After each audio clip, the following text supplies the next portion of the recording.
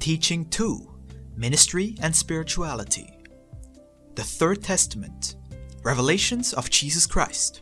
Chapter 63.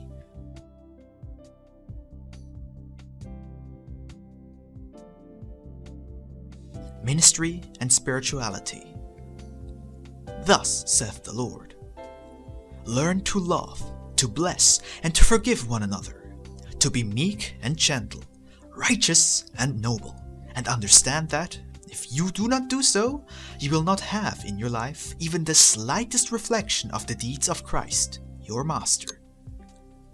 I speak to everyone, and I invite you to destroy the errors that for so many centuries have hindered you in your evolution.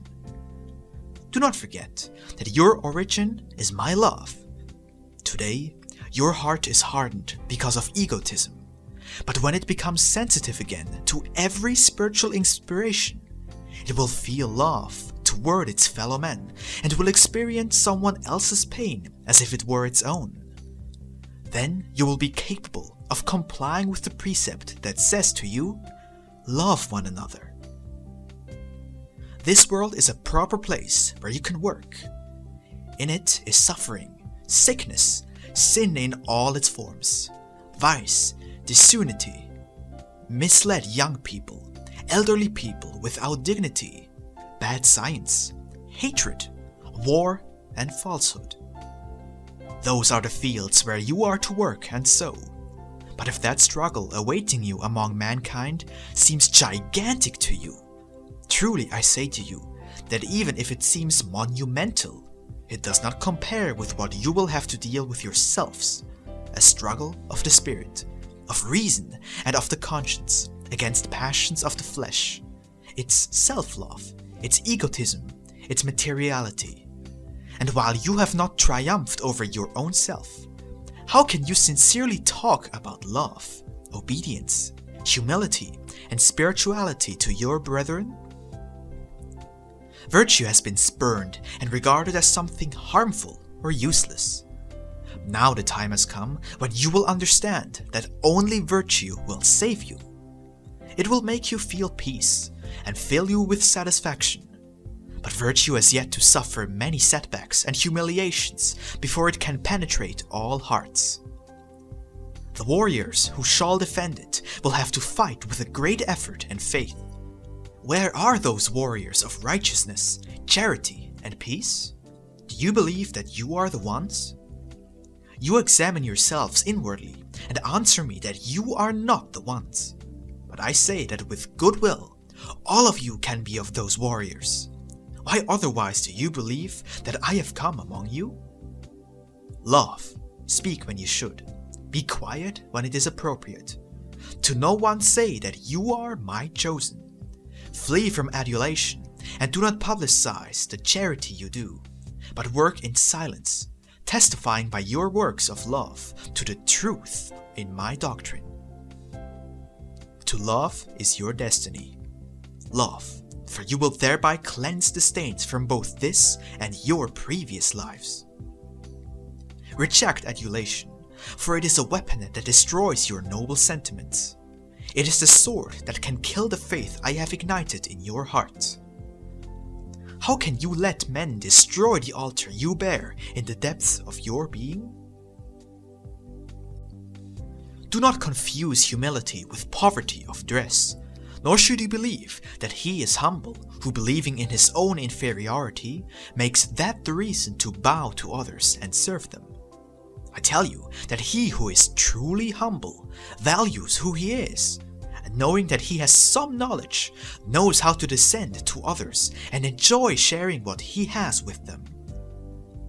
How gratified do you feel when a man who is noted among men shows you a sign of affection, of understanding and humility? You can give that same feeling to those that are, or who feel inferior to you. Know how to lower yourself, to offer your hand without feeling superior, and to be understanding. I tell you that in these cases it is not only he who receives the evidence of affection, or to help and consolation, who enjoys it, but also he who gives it. for he knows that above him there is one who has given him proof of love and humility, and that one is his Lord, God. Live with purity, humility, and simplicity. Comply with all that is just, both in being human and in what refers to your spirit. Remove from your lives all that is superfluous, contrived, or harmful, and enjoy all the good that is found in your existence. Do not see anyone as an enemy, but see all men as your brothers. That is your mission. If you persevere in this to the end, justice and love will triumph on the earth, and it will give you the peace and security that you so yearn for. Give your heart the freedom to feel the pains of others. Do not restrict it, or dedicate it solely to feeling that which affects yourself. Stop being indifferent to the trials that humanity is passing through. When will your love be grand enough to embrace your fellow men and love them as you do those who are of your flesh and blood? If you were told that you are more of spirit than flesh, many would not believe it. Yet I tell you that you are more truly brothers in the spirit than through that shell you wear. For the spirit belongs to eternity, and in contrast, the material is fleeting. Consider the truth that families here on earth are formed today and tomorrow disintegrate, while the spiritual family exists forever. Do you believe, hearing these words, that I could disseminate hostility or ill will in your heart toward your brothers who profess different religions? Never, disciples. It is you who must give an example of brotherhood and harmony, seeing and loving all with the same affection with which you look at those who understand your way of thinking. I know that the greater your knowledge, the greater will be your love for me. Do you know what it means when I tell you to love me? It means to love truth, love life, love the light, and love one another, to love the true life. Know, disciples, that the goal of your search is that spiritual state which pain cannot reach, and that state is reached by merit, by struggle, through trial, sacrifice, and renunciation. Observe these cases of patience, faith, humility, and conformity that you sometimes see in your brothers. They are spirits sent by me to give an example of virtue among humanity. The destiny of these creatures appears sad, and yet they, in their faith, know they have come to fulfill a mission. You have gathered the great examples of my envoys and disciples in your histories, and know their names by heart. But do not, for that reason, ignore the small examples you touch along your road. Do not believe that prophets, forerunners, and spirits of light have existed only in the bosom of the people of Israel. To other peoples also I have sent some of these, but men took them as gods, not as envoys, and under their teachings created religions and cults. See first, disciples, the timber you bear, before you fix yourselves on the mote in your brother's eye. By this I mean that you must not take my doctrine to judge the actions of your brothers in their own various religions. Truly I tell you that on all those paths there are hearts that seek me through lives that are noble and studded with sacrifice. My disciples, nonetheless, often ask me why I permit this diversity of ideas that are sometimes contradictory and create differences and even hatred between men. The Master tells you, it has been permitted because there are no two spirits that have exactly the same comprehension, the same light, or the same faith, and also because you have been given free will, with which you must choose your own path. You have never been forced to take the path of the law, but have only been invited to do so, giving you thereby the opportunity to earn true merit in search of truth. I wish you to learn not to make judgments lightly, nor to allow yourselves to be carried away by the first impression.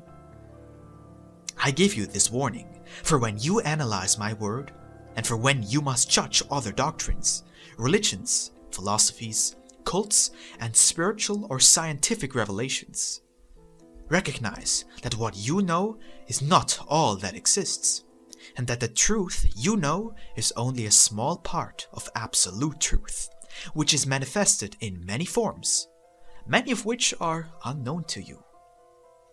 Respect the religious beliefs of your brothers, and when you enter their churches, do so with sincere humility and respect, knowing that I am present in all worship.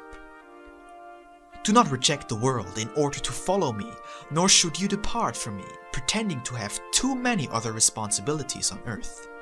Learn to combine both laws into one. Do I not bless all humanity without distinction? Underneath the mantle of that blessing are found the good and the meek, just as the arrogant and the criminal. Why not imitate me? Do you by chance feel disgust at the actions of others? Do not forget that you form part of humanity, that you must love and pardon them, not reject them, for it would be as though you were feeling repulsion for yourselves. All that you see in your fellow men is present in you to some extent. That is why I wish you to learn to analyze your inner self, so that you may know your spiritual and moral side. This way, you will be able to judge yourselves and gain the right to look upon others. Do not go forth to seek the defects in your brothers. The ones you have are enough. Do you believe you comply with my command to love one another when you selfishly limit your love to your family? Do the religions believe they obey that maxim when they recognize only their own faithful and do not recognize those who belong to other sects? Can the great peoples of the world who preach civilization and progress say they have achieved spiritual progress and complied with that teaching of Jesus, when all the enthusiasm is in preparing for fratricidal war? O humanity, you who have never known how to value my word, and have never wished to sit at the table of the Lord, because it has seemed too humble. My table, nonetheless, still awaits you with the bread and wine for your spirit. Do not regard my work as a burden, nor say that the fulfillment of the beautiful mission of loving the Father and your brethren is tiresome for your spirit. What is really tiresome is the cross of your own iniquities and those of others, for which you will have to weep, bleed, and even die. Ingratitude, incomprehension, selfishness, slander will be like a burden upon you if you allow them to lodge within you. To the stubborn man, the fulfillment of my law would seem difficult and fatiguing, because it is perfect, and it does not protect iniquity or falsity. But for the obedient, the law is his defense, his support, his salvation. I tell you also that men must believe in men. They must have faith and trust in one another, for you must be convinced that on earth you all need each other. Do not believe that I, knowing you doubt the whole world, am flattered when you say that you have faith in me. For what I expect of you is that you love me through the love you give freely to your neighbors, forgiving those who have offended you, offering charity to the poor, the small and the weak, loving your brothers without distinction, and putting into all your works the greatest truth and disinterest. Learn from me, who has never doubted you, that I have faith in your salvation and confidence that you will rise up to reach the true life. Love your father, have charity for your fellows, put away all that is harmful to your human life or your spirit. This is what my doctrine teaches. Where do you see anything that is difficult or impossible? No, my beloved people, it is not impossible to comply with my word. It is not the word that is difficult, but the mending of your own ways, your regeneration and your spiritualization, which are difficult. For you lack noble sentiments and higher aspirations. Yet, since I know that your doubts, ignorance, and indecision must vanish, I will continue teaching you. For me, nothing is impossible. I can convert stones to the bread of eternal life and make crystal clear water flow from rocks. I come to remind you of the law that cannot be wiped from your conscience, not forgotten by your heart, nor argued with, for it was dictated by the mind of wisdom, the universal mind, so that each man would have inside himself the light that would guide him on the road to God. It is necessary to have a deep knowledge of the law, so that all the acts of life adhere to truth and justice. Not knowing the law, you are liable to commit many errors, and I ask, has your conscience never urged you to the light of knowledge? Truly, I tell you, your conscience has never been inactive or indifferent. It is your heart and your understanding that reject the inner light, because they are fascinated by the splendor of the outward light, which is the knowledge of the world. Now that I am making a broad explanation of my teaching, I must make you understand that all you do that is outside the laws that govern the spirit and the material is to the detriment of both.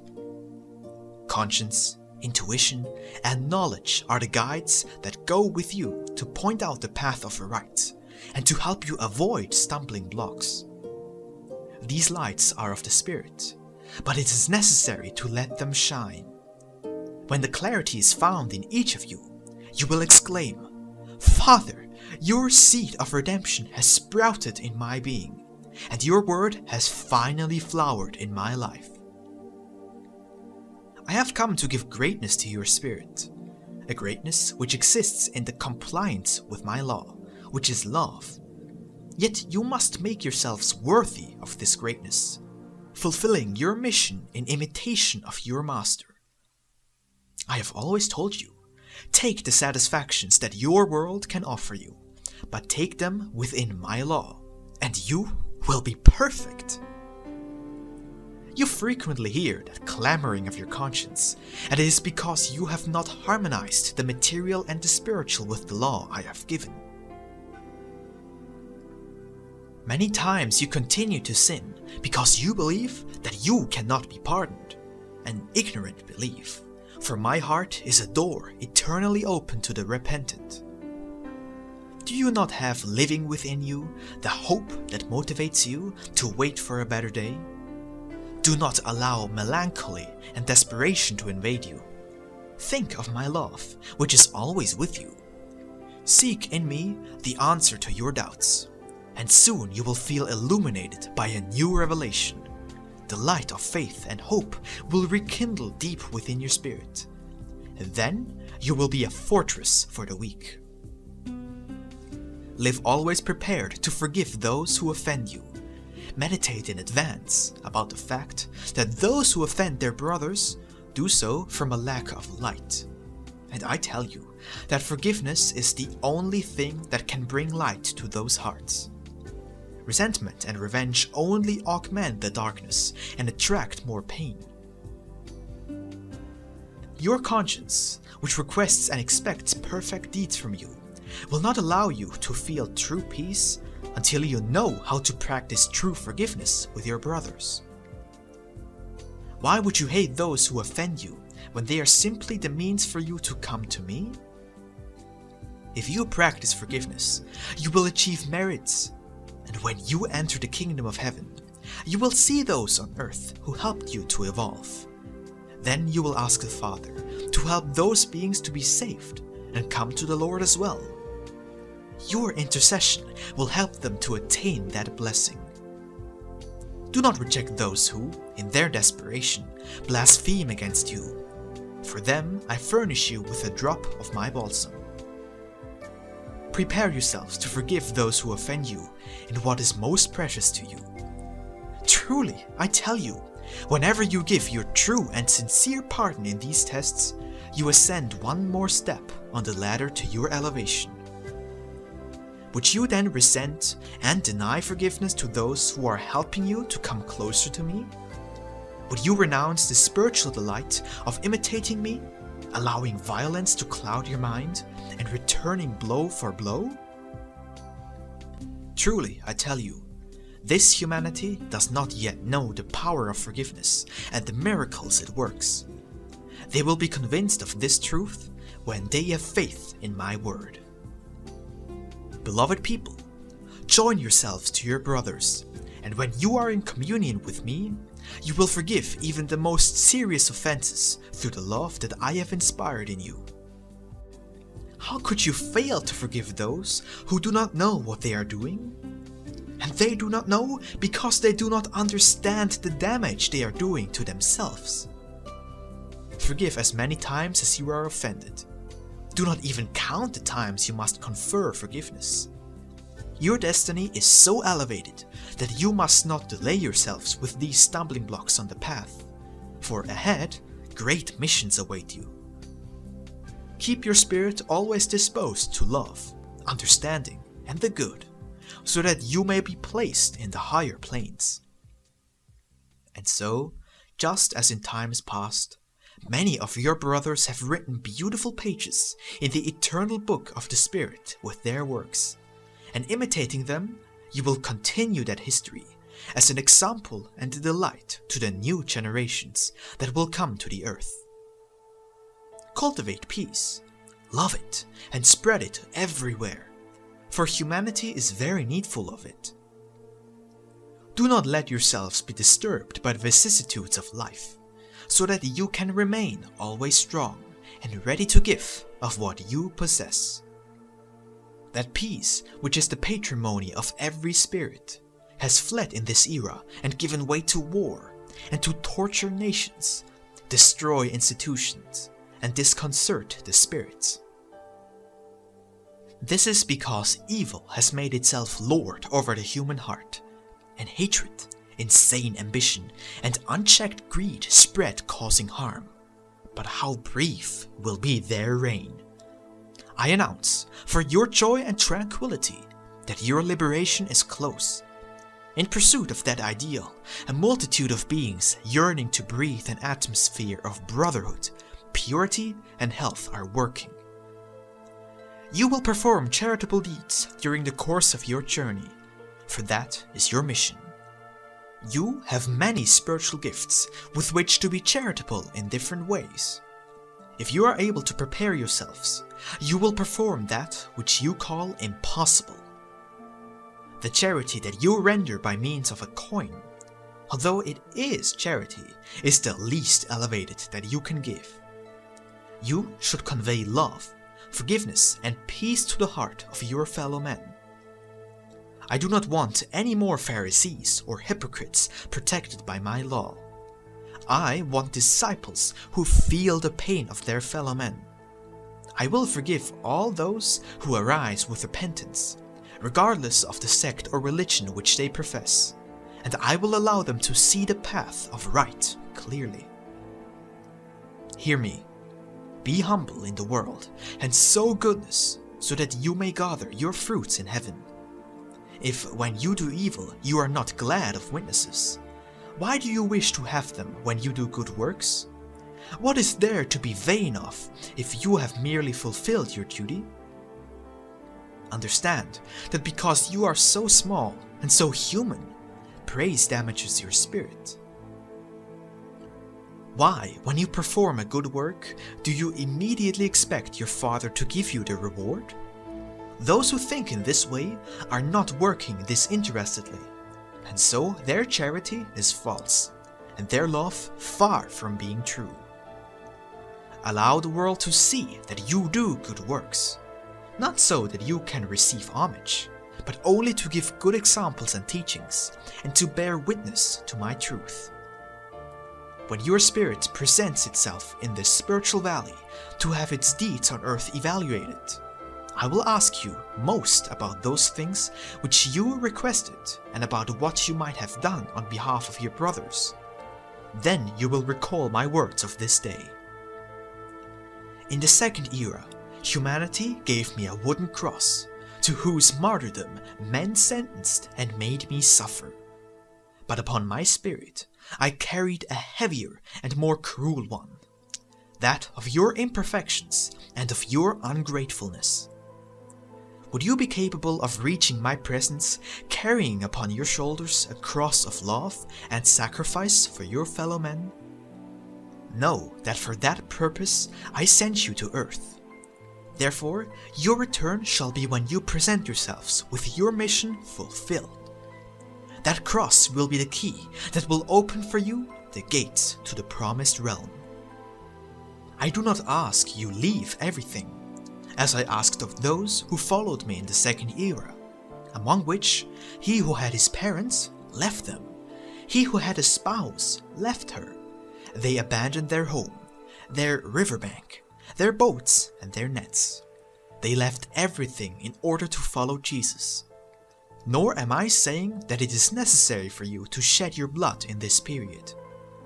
Understand that you have to transform yourself spiritually and materially, that many of your customs and traditions, a heritage of your ancestors, shall have to disappear from your life in order to give way to spirituality. Not everyone will yet understand the meaning of spirituality, nor will they understand why I ask you to achieve that height. Can you be meek and obedient to my commandments when you do not even know what I ask of you? But there are those who understand the ideal that the Master is inspiring in his disciples, and they are hurrying to obey his instructions. If you truly yearn to be masters of spirituality, you must be perseverant, patient, studious, and observant, for that is when you shall have the opportunity along the way to gather the fruit of your works, and gather the experience which is the light and knowledge of the true life. I bring a new lesson through which you will learn to live spiritually on earth, which is the true life destined by God for men. I have already told you that spirituality does not mean mysticism, religious fanaticism, or supernatural practices. Spirituality is harmony between the spirit and material, observance of both divine and human law, simplicity and purity in life, deep and absolute faith in the Father, and trust and joy in serving God in your fellow man. Ideals of the perfection of the moral and the spiritual. You ask the significance of the 7 steps of the ladder, and to be sure, your master tells you. The number 7 symbolizes spirituality, the spirituality I wish to see in my chosen people of Israel. You must come to me with all your virtues and gifts developed. On the 7th step, or stage of your evolution, you will come to me and see glory open its gates to receive you. For now, understand that as long as men do not achieve complete spirituality, they will need their material temples, and will need to place before their eyes the forms and images that make them feel my presence. The degree of spirituality or materialism of humanity can be measured by their form of worship. The materialist seeks me in the things of the earth, and if he cannot see me according to his wishes, he represents me in some fashion so as to make himself believe he has me before him. He who conceives of me as spirit feels me inside him, around him, and in all that surrounds him, because he himself has become my temple. Offer me spiritual worship. Do not be like those who raise temples and altars, gilded with gold and precious stones, or who carry out great pilgrimages and punish themselves with hard and cruel flagellation, and who offer prayers and devotions prostrate on their knees, but who have still been unable to confide their hearts to me. I have come to touch them through the conscience, and so I say, who speaks, saying what he does, and proclaims it to the 4 winds, has no merit before the celestial Father. In order to obey my law, you must pray, always elevating your spirits toward your Father. I have seen that in order to pray, you prefer solitude and silence. And that is the right thing to do when trying to find inspiration through prayer, or when you want to give thanks to me. But I also say to you that you should practice prayer in whatever condition you find yourselves, so that you might know how to summon my help in the more difficult periods of your lives, without losing serenity, self-control, faith in my presence, and self-confidence. Tell me your sorrows in silence, and confide to me your yearnings. Though I know them all, I wish you to form your own prayer until you practice the perfect communication of your spirit with the Father. You have realized the reach of prayer and have understood the immense power that it has when you offer it up to remedy a spiritual need, just as to ask for the solution to a material affliction. Remember that many times it has been enough for you to utter the word Father, for your entire being to tremble and your heart to feel filled by the comfort given by love. Know that when your heart calls to me with tenderness, my spirit too trembles with pleasure. When you call me Father, when the name springs from your being, your voice is heard in heaven, and you gain one of the secrets of the arcane. It is necessary that you learn to ask, to wait, and to receive, and that you never forget to give what I have conceded you. That is what contains the greatest merit. Pray for those who die day after day in war. I shall concede to those who pray with a clean heart that before 1950, all those who have died in war will rise spiritually to the light. Today you are young pupils and do not always correctly understand my lesson. For now, speak to God with your heart and your thoughts, and He will answer in the innermost depths of your being. His message, which will speak in your conscience, will be a voice clear, wise and loving, that you will find little by little, and to which you will later grow accustomed. Do not be surprised or scandalized if I tell you that all the power, pomp, and splendor of your religions must disappear, and that when that happens, the spiritual meal will be prepared, to which will come multitudes hungry for love and truth. Many men, upon hearing these words, will deny that they are mine. I must ask them why they are indignant. What is it they defend? Their lives? I defend that. My law? I keep watch over that as well. Do not fear. None will die for my cause. Only evil will die, because goodness, truth, and justice shall prevail eternally. Do you think that it will be difficult for this scientific and materialistic world to return to feeling an inclination towards spirituality? I tell you that nothing is difficult, for my power is infinite. Elevation, faith, light, and goodness are more of an imperative for the spirit than food, water, and sleep are for the body.